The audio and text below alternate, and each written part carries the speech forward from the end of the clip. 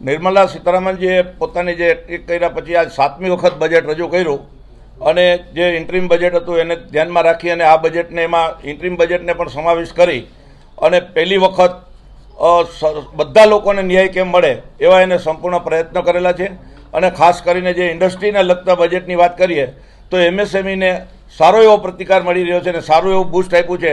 ઘણી બધી ફેકલ્ટીમાં step by step વિચારો તો એમએસએમઈને બૂસ્ટ આપવાનો જોરદાર પ્રયત્ન કરેલો છે. ખાસ કરીને એગ્રીકલ્ચરને પણ એટલું બધું પણ આપ્યું છે કે જેથી કરીને એગ્રીકલ્ચરમાં પણ ડેવલપમેન્ટ થાય અને આવનારા દિવસોમાં જેમ ગામડા આબાદ હશે તો શહેર થશે અને શહેર હશે તો દેશ થશે એ ધ્યાનમાં રાખી અને ખેડૂતોને પણ કેમ વધુમાં વધુ ન્યાય મળે અને ખાસ કરીને એને એસઆઈપીમાં જે ફાયદો કરેવો અને બાકીના ઇન્ફ્રાસ્ટ્રક્ચરની જે વાત કરીએ તો દરેક અંશે ખાસ કરીને ઇન્ડસ્ટ્રીની વાત કરીએ તો બીજા કોઈ રાજ્યની વાત કરીએ જો કોરિડોરની વાત હોય કે ભાઈ બિહારની અંદર માની લો કે જે કાંઈ છે અને ખાસ કરીને જે અત્યારની વિકટ પરિસ્થિતિમાં હિમાચલ પ્રદેશ અને જ્યાં વધુમાં વધુ વરસાદ છે એને પણ એક બેનિફિટ આપ્યો છે અને યુવા વર્ગને રોજગારી માટેના સારામાં સારો કન્સેપ્ટ એને આપેલો છે. ખાસ કરીને જે આવનારા દિવસોમાં એક 2 વર્ષ કે 5 વર્ષ નહીં પણ 2047ના વિઝનને ધ્યાનમાં રાખી અને આ બજેટ સર્વગ્રાહી રીતે બધી રીતે સંતુષ્ટ કહી શકાય એવું મારું સ્પષ્ટપણે માનવું છે. ખાસ કરીને એમએસએમઈ નું હબ રાજકોટ છે, ઘણી બધી માંગણીઓ અને આશા અપેક્ષાથી પરિપૂર્ણ નથી થઈ, કઈ રીતે જુઓ? રાજકોટ સૌથી વધારે એમએસએમઈ રાજકોટમાં પથરાયેલી છે. કમસે કમ 1,32,000 ઇન્ડસ્ટ્રીથી રાજકોટ ઘેરાયેલું છે અને એમએસએમઈને ધ્યાનમાં રાખીને જે અત્યારે જે કન્સેપ્ટ એને કરેલો છે અને જેમ માની લો કે 100 કરોડની ગેરંટી બીજા ત્રીજા એવા 6 કે 7 મુદ્દા લીધા છે. એ મુદ્દાની વિવરણથી આપણે ચર્ચા કરશું તો 100% એમએસએમઈને ફાયદો થશે. રિયલ એસ્ટેટની પણ ઘણી વાત આવે પણ રિયલ એસ્ટેટમાં જે બૂસ્ટ મળ્યું છે મળ્યું નથી. બિહાર ને એ સાઈડના જે રાજ્યો છે એને વધુ પ્રાધાન્ય આપવામાં આવ્યું છે. શું રિયલ એસ્ટેટની જ્યારે વાત કરવામાં આવે તો જે એને સર્વાંગી વિકાસ ભારતનો કેવી રીતે થાય એને ધ્યાનમાં રાખી અને જે વિકાસ નથી થયો, દાખલા તરીકે બિહાર હોય કે આંધ્ર હોય કે બીજી કોઈ જગ્યાએ, તો અહીંયા વધારે ફંડ એલોકેશન કરી અને બધાને સમાન દરજ્જાનું ધ્યાનમાં રાખી અને રિયલ એસ્ટેટને પણ એને પ્રાધાન્ય આપવાનો પ્રયાસ કર્યો.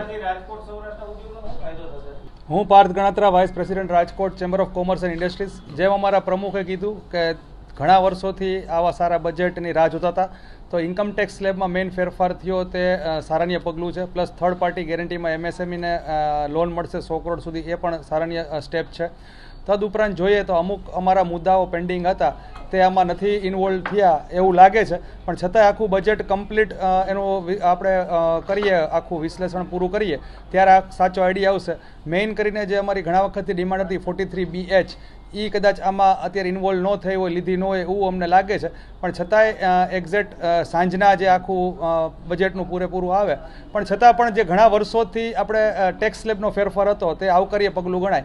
પ્લસ ખાસ કરીને જોઈએ તો જે 12 જગ્યાએ એ લોકો એક્સપોર્ટનો હબ બનાવશે એમાં રાજકોટનું જે ઇન્વોલ્વમેન્ટ થાય તો એનાથી વિશેષ સારાન્ય સ્ટેપ કાંઈ નહીં ગણાય, કારણ કે રાજકોટ સૌથી મોટી એમએસએમઈનું હબ ગણાય. તો આનાથી રાજકોટની એમએસએમઈને જે ન માગેલું એક સારું મળશે કે એક્સપોર્ટ હબ માટે રાજકોટ એક એમાં વિસ્થાપિત થાય. હું બ્રિજેન કોટક, રાજકોટ ચેમ્બર ઓફ કોમર્સનો ડાયરેક્ટર છું. આજે નિર્મલા સીતારામને જે બજેટ રજૂ કર્યું છે એ ઇન્કમ ટેક્સની રીતે, ડાયરેક્ટ ટેક્સની રીતે ખૂબ જ આવરદાયક પગલાં લીધા છે. જેમાં કે એને સ્લેબમાં પણ ચેન્જીસ, જે નવી સ્કીમમાં છે એમાં ઘણા ચેન્જીસ કર્યા છે. બીજા ચેન્જીસ મોટા છે કે જે સેલેરી એમ્પ્લોયી છે એને સ્ટાન્ડર્ડ ડિડક્શનમાં વધારો કર્યો છે. પેન્શનમાં પણ જે સ્કીમ છે એમાં પણ વધારો કર્યો છે. ઓવરઓલ જોવા જઈએ તો ઇન્કમ ટેક્સ એટલે ડાયરેક્ટ ટેક્સની રીતે ખૂબ જ આવરદાયક પગલાં લીધા છે. વધારામાં પગલાં આપણે જોઈએ તો TDS જે સરળી અમલીકરણ કરશે એ ખૂબ જ જરૂરી હતું. અત્યાર સુધી એમાં ઘણા બધા પેનલ્ટીઝ એ પણ વેવ કરવાનું એને કીધું છે.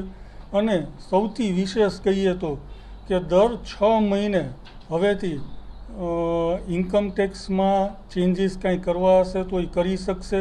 એના માટે જરૂરી પગલાં એ લોકો લેશે. એ ખૂબ જ આવરદાયક પગલું હું માનું છું કે સરકારે લીધેલું છે. Mayur Adesara, Rajkot gems and jewellery association president.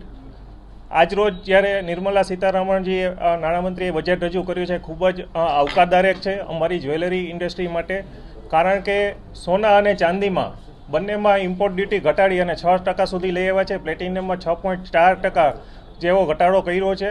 તો આ અમારી જ્વેલરી ઇન્ડસ્ટ્રી તરફથી અમે ખૂબ જ આવકારદાયક પગલું ગણીએ છીએ અને આ કસ્ટમ ડ્યુટી ઘટાડવાથી અમારી ઇન્ડસ્ટ્રીને ઓર્ગેનાઇઝ વે તરફ જવામાં ખૂબ જ સફળ અને સારું પગલું કહી શકાય. તેમજ આ બજેટમાં જે રોજગાર અને સ્કિલ ઉપર પણ વિશેષ ધ્યાન દોર્યું છે. તો એમએસએમઈના તમામ જે રોજગાર કરતા ભાઈઓ છે કે બહેનો છે તેમને પણ પ્રાધાન્ય આપ્યું છે. તે પણ ખૂબ જ આવકારદાયક પગલું ગણી શકાય. તેમજ મુદ્રા લોન છે તે 10 લાખથી વધારી અને 20 લાખ સુધી કરી છે, તે પણ આવકારીએ છીએ. આમ એવરેજ એમએસએમઈ માટે આપણે બજેટ કહીએ તો ખૂબ જ સરસ અને સારું ગણી શકાય. ખાસ કરીને તમે જ્યારે જેમ્સ જ્વેલરી સાથે સંકળાયેલા છો, શું આશા અપેક્ષાથી જે પરિપૂર્ણ નથી થયું એ આપ જણાવો. જી. સારું છે એ બધાને ખબર છે. જી, અમારી આશા એક તો કસ્ટમ ડ્યુટીની હતી તે અમારી પરિપૂર્ણ થઈ છે. ત્યારબાદ અમે કહીએ કે જીએસટીના સ્લેબમાં જે ઘટાડો ઈચ્છતા હતા એ આ બજેટમાં અમારી આશા પરિપૂર્ણ નથી થઈ. તેમજ અમે કહી શકાય કે જે એક્સપોર્ટને પ્રાધાન્ય આપવા માટે, એક્સપોર્ટનું સહેલીકરણ આપવા માટે જે એક વન વે તરફ કે વન IIBX જ્યારે ગોલ્ડ સિટી ગિફ્ટ સિટીમાં બનેલ છે તો ત્યાંથી એકમાત્ર એક્સપોર્ટ થાય એવી અમારી રજૂઆત હતી. તે પરિપૂર્ણ નથી થઈ. એ આવતા આગામી બજેટમાં પરિપૂર્ણ થશે એવી અમારી આશા છે. એક એવી પણ વાત હતી કે સોનાની અંદર દરેક જગ્યા પર આખા દેશની અંદર એક સરખો ટેક્સ થશે. આ જે માંગણી છે ઘણા વર્ષોથી હતી, આ પરિપૂર્ણ થઈ નથી. શું નહીં, સોનાની અંદર જે ટેક્સ છે એ ટેક્સ તો ઇમ્પોર્ટ ડ્યુટી ને જીએસટી છે એ બધો એક સરખો જ છે. પણ વન નેશન વન રેટની વાત છે એ છે. એમાં આઈ થિંક ગવર્મેન્ટ ઇન્વોલ્વમેન્ટ ન થઈ શકે. જે તે વેપારીઓ સોનાકાર ભાઈઓ છે એ થશે અને જે તે નેશનલ લેવલની બોડી કે એસોસિએશન છે એ એના પ્રયાસ કરે છે. હવે આગામી દિવસોમાં જોવાનું રહે કે શું થઈ શકે. જી, ચોક્કસથી આ ઇમ્પોર્ટ ડ્યુટી ઘટાડવાથી ગ્રાહકોને પણ નીચા ભાવે સોનું મળશે અને ગ્રાહકો જે સોનાની ખરીદીમાં જે અચકાતા હતા તેમાં આમાં ખરીદી વધશે. અને અમારે જે રાજકોટ મેન્યુફેક્ચરિંગ હબ છે તો ચોક્કસથી આપણે કહી શકાય કે રાજકોટને છે ને અને પૂરા દેશને આનો લાભ મળશે. કસ્ટમ ડ્યુટી અને સેન્ટ્રલ એક્સાઇઝમાં તો ફેરફારો કરવામાં આવે છે, પણ જીએસટીના ફેરફારો કરવામાં આવતા નથી. જીએસટીનું સરળીકરણ છે ને ખાસ જરૂરી હતું. અત્યારે જ્યારે કે ઉદ્યોગો છે એ જીએસટીના જે કાયદાઓથી જે પરેશાન છે, ઉપરાંત અમુક સેક્શનો એવી હતી કે જેમાં સુધારની જરૂર હતી, જે આ બજેટમાં આપણને આશાઓ હતી જે ફરીભૂત થયેલ નથી. કસ્ટમ ડ્યુટી અને જીએસટી ઘટાડવાથી ફાયદો ઘણો થાય છે મોબાઈલ અને એના ઉપર, અને ઇન્કમટેક્સના જે સ્લેબમાં ફેરફાર કરેલા છે એનાથી નાના વર્ગને ઘણો ફાયદો થશે. અને આ સરળીકરણ અને આ એમ્પ્લોયમેન્ટ વધારે, જેના 3 સ્ટેપ હતા કે જેમાં પહેલાં એમ્પ્લોયમેન્ટ વધારવા માટે અને ત્યાર પછી એગ્રીકલ્ચર અને ત્યાર પછી MSME સેક્ટરને જે બૂસ્ટ આપ્યું છે, ઉપરાંત ઇન્ફ્રાસ્ટ્રક્ચરને જે વધારે બૂસ્ટ આપવામાં આવેલું છે, એનાથી ઓવરઓલ વિકાસ થાય. જે ભારત વિકાસ માટેની જે યાત્રા છે એમાં એને બૂસ્ટ મળશે.